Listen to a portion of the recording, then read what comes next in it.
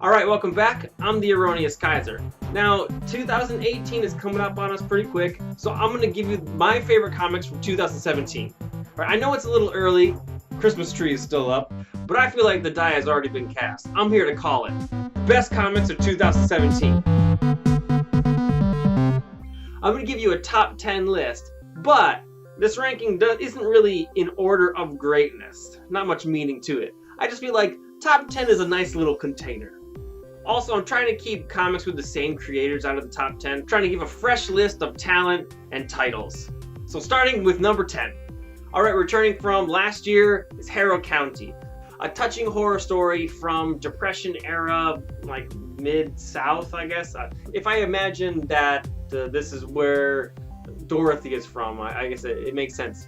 So how Snow White would be friends with the lovely forest animals. This is the story of a girl with a little bit of darker powers that is friends with all the unwanted things, all of the monsters, the dead, the dying, and abandoned. Although it can get kind of dark, it is really touching. Number 9, X-O Manowar from Valiant. This is my favorite comic out of Valiant right now. Imagine Conan if he had an Iron Man suit of armor, but it was more advanced with more alien technology. This is actually about a Roman plucked from his time, still living in our time now with this suit of armor. He has now run away from Earth, run away from anything that had to do with any of Earth's drama, but on his new planet where he's found a home and found a wife, he's caught up in more turmoil and caught in the middle of another planet-wide war. Number 8. Ed Brubaker's story about a depressed college student who gets visited by a demon who tells him that he'll die unless he takes one life a month. Kill or Be Killed does have a kind of gritty noir feel to it, and it is kind of a bad luck story about one kid just trying to survive, albeit at extreme costs, and how it gets deeper and deeper, not only killing people to survive, but having to kill people to cover that up. There is an undertone about what it would be like to be a Punisher-style vigilante. Number 7. DC's Rebirth Batman has been pretty killer this year. The really high points were Bruce Wayne proposing to Selina Kyle, her response to that, the story in between there, the war of jokes and riddles, which I loved, the interludes within that about Kite Man, which were totally blow away, and then after all of that, Selina Kyle meeting Talia al Ghul. Number 6. Redneck is the story of a coven of vampires who run a barbecue restaurant. Very early on, 2 younger members of the coven are killed, and we are led to believe that it is because of an old blood rivalry between this coven of vampires and the vampire hunters, or family of vampire hunters that also live in the same town. And we see the patriarch of the coven's kind of darker plans to return this coven to its former powerful glory. Number 5. Seven to Eternity only put out maybe 6 issues this year, but I still thought it was enough to put it on this list. Rick Remender writing another amazing story, as he does. Think Lord of the Rings if the Ring of Power was an actual dude.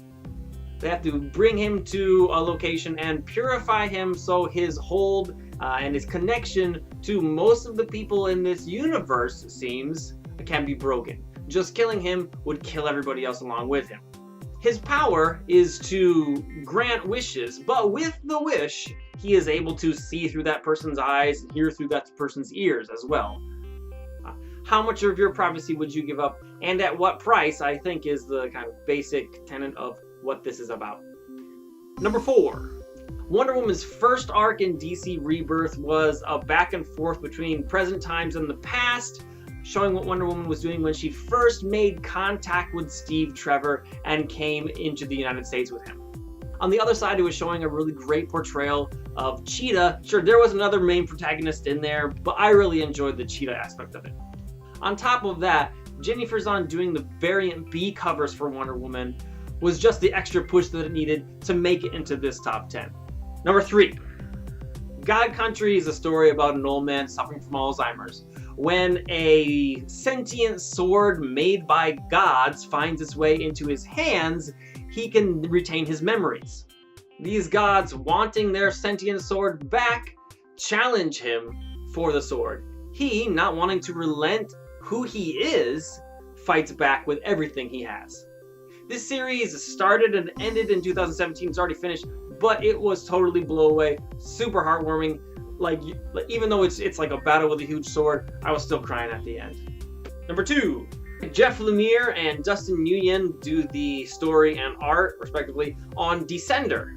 Imagine that movie AI, except if there was a war with humans and robots. After the time when humans treated robots as trash, the robots rose up and made a world of their own.